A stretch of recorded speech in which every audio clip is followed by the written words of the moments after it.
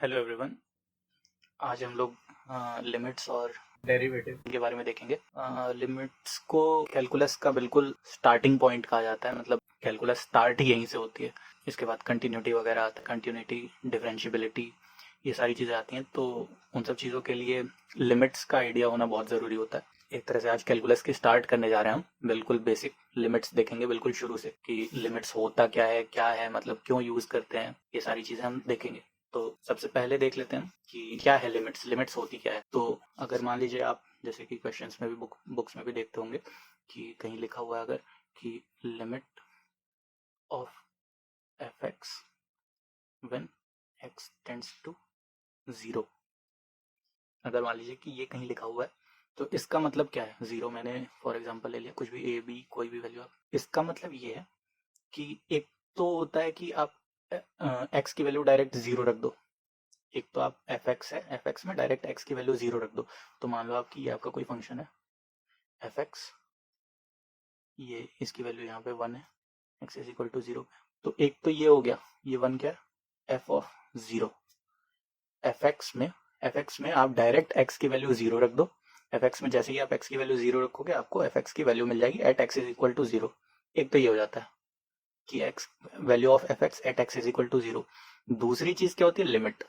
Limit क्या होती है कि जब x जीरो को टेंड कर रहा है, मतलब टेंड करना मतलब अप्रोच कर रहा है, जीरो की तरफ बढ़ रहा है x, एक्चुअली एकदम बिल्कुल एग्जैक्ट जीरो नहीं है, x जीरो की तरफ अप्रोच कर रहा है, तब आपका जो फंक्शन fx है वो क्या वैल्यू अज्यूम करेगा, वो इस स्टेटमेंट का मतलब ये है। तो ये होती है हमारी लिमिट, मतलब कि x की वैल्यू बिल्कुल जीरो ना लेकर के जीरो की तरफ टेंड करना, मतलब x इज इक्वल टू आपका 0.0001 हो गया, या 0.00001 हो गया, या -0.01 हो गया, या -0.0001 हो गया। तो ये सारी वैल्यूज क्या है x की, अप्रोक्सीमेटली जीरो है। ये सारी वैल्यू जो है अप्रोक्सीमेटली इक्वल टू जीरो है।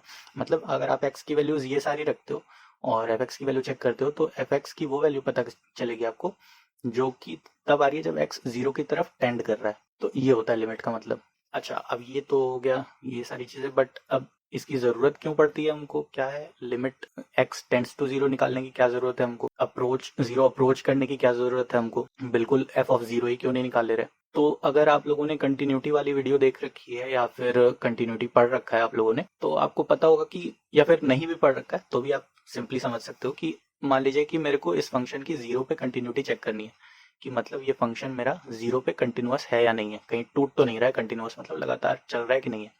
तो मैं क्या चेक करूंगा कि जीरो पे जो वैल्यू है, जीरो से बिल्कुल जरा सा पीछे अगर मैं हटूं तो भी एफ एक्स की सेम वैल्यू होनी चाहिए, और जीरो से जरा सा आगे बढ़ूं तो भी एफ एक्स की सेम वैल्यू होनी चाहिए। अगर एफ एक्स मेरा कंटिन्यूअस चल रहा है तो लगातार वैल्यू सेम रहनी चाहिए मेरी, बिल्कुल जीरो के आसपास, है ना। तो वो आपको पता कैसे चलेगा कि जीरो के जस्ट पहले और जीरो के जस्ट बाद एफ एक्स की वैल्यू क्या है, ये वैल्यू आपको कहाँ से पता चलेगी। तो उसके लिए फिर रोल में आता है लिमिट्स। ये कंटिन्यूटी के लिए जरूरत पड़ती है, वैसे ही डिफरेंशियबिलिटी के लिए भी सेम चीजें रहती हैं। आप लोग पढ़ोगे तो वहां पे देखोगे आप, तो ये वहां पे इसलिए ये x टेंड्स टू या x जब जीरो अप्रोच कर रहा है इसकी जरूरत जो है इसीलिए पड़ती है आपको। और किसी भी फंक्शन की बिल्कुल छोटी वैल्यू, बिल्कुल छोटा इंटरवल, बिल्कुल स्मॉल इंटरवल में वैल्यू निकालनी पड़ती है अगर आपको, तो वहां पे हम लिमिट्स का यूज करते हैं। कि जैसे कि अगर किसी फंक्शन को डिफरेंशिएट करते हो आप, तो डिफरेंशिएशन का मतलब क्या होता है, डिफरेंशिएशन का मतलब होता है कि फंक्शन को बिल्कुल छोटे पार्ट में तोड़ देना, फंक्शन को बिल्कुल छोटे, बिल्कुल एकदम स्मॉलेस्ट पार्ट निकालना।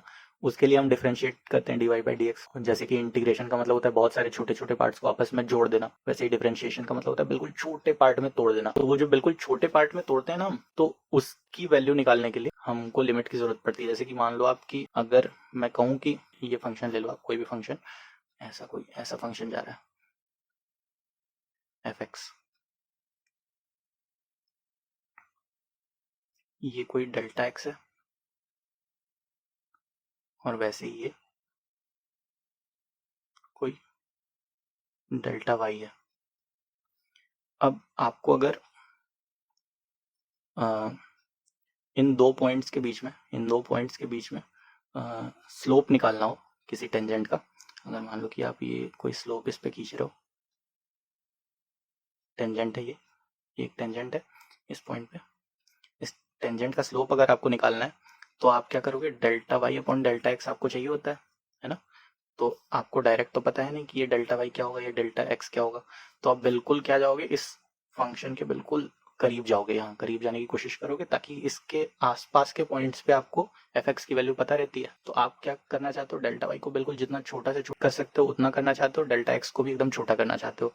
तो स्लोप जो कि differentiation D Y by D X जो होता है वो कुछ नहीं बट यही delta Y upon delta X ही होता है, जहाँ पे ये डेल्टा वाई डेल्टा एक्स जो है बिल्कुल स्मॉल वैल्यूज हैं। Delta y tends to zero, delta x tends to zero. Delta y और डेल्टा एक्स बिल्कुल स्मॉल वैल्यूज हैं। तो जब बिल्कुल स्मॉल, बिल्कुल एकदम छोटा पार्ट निकालोगे उसी को आप डिफरेंशिएशन कहते हो, मतलब कि फंक्शन को बिल्कुल छोटे पार्ट में तोड़ देना, वही होता है डिफरेंशिएशन। तो बिल्कुल छोटे पार्ट में आप कैसे तोड़ पाओगे, जब आपको लिमिट पता होगी तब, है ना। बिल्कुल आस पास की, बिल्कुल पास की वैल्यू, बिल्कुल पास की वैल्यू जब आपको पता होगी इस फंक्शन की, तब तो आप बिल्कुल छोटे पार्ट में तोड़ पाओगे, तब तो आप फंक्शन को डिफरेंशिएट कर पाओगे, है ना। तो ये सारे लिमिट्स के यूसेज हैं कि हम क्यों ऐसा कहते हैं कि जीरो के एक्सटेंड्स टू जीरो, जीरो के बिल्कुल पास की वैल्यू, जब भी जीरो को अप्रोच कर रहा है तब की वैल्यू, ये सारी वैल्यूज हमको चाहिए क्यों होती हैं, इन सारी चीज़ों के लिए। ये डिफरेंशिएशन कैसे करेंगे हम, कंटिन्यूटी कैसे चेक करेंगे हम, तो उन सारी चीज़ों के लिए हमको एक्स की वो वैल्यू चाहिए होती है जब एक्स जो है किसी पर्टिकुलर पॉइंट को अप्रोच कर रहा है ना। तो ये लिमिट का फंडा है। अच्छा, अब कुछ छोटे छोटे एग्जांपल्स लेकर के थोड़ा और इस पे क्लैरिटी लाने की कोशिश करते हैं। मान लीजिए कि ये फंक्शन हमको एक दिया हुआ है, f x is equal to x square minus 4 upon x minus 2।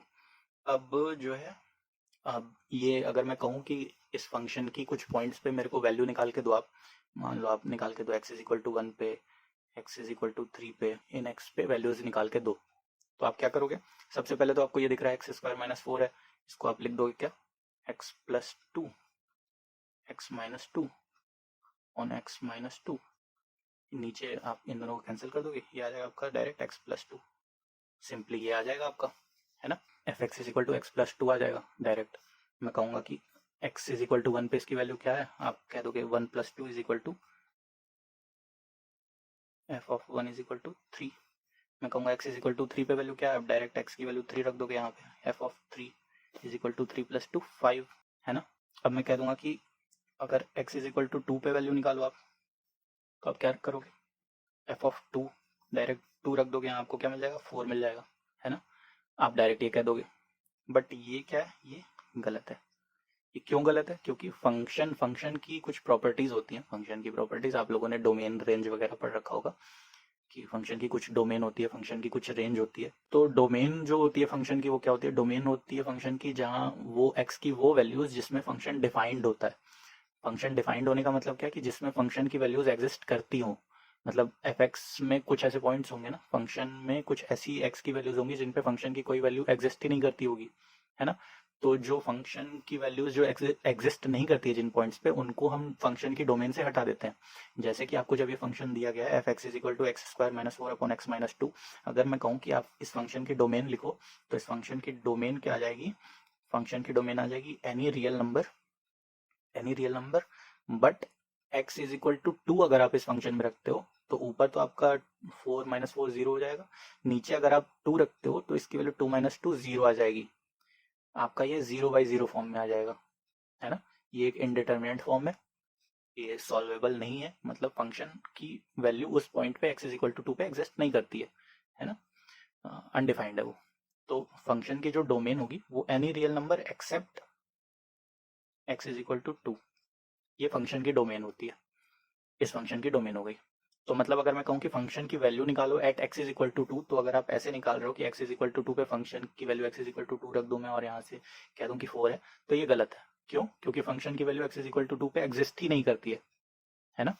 अगर मैं कहूँ कि x, अगर आप इसका ग्राफ प्लॉट करोगे तो इसका ग्राफ कुछ नहीं है, x f x is equal to x plus 2 आपने यहाँ निकाला था, बिल्कुल स्ट्रेट लाइन है, ये स्ट्रेट लाइन है।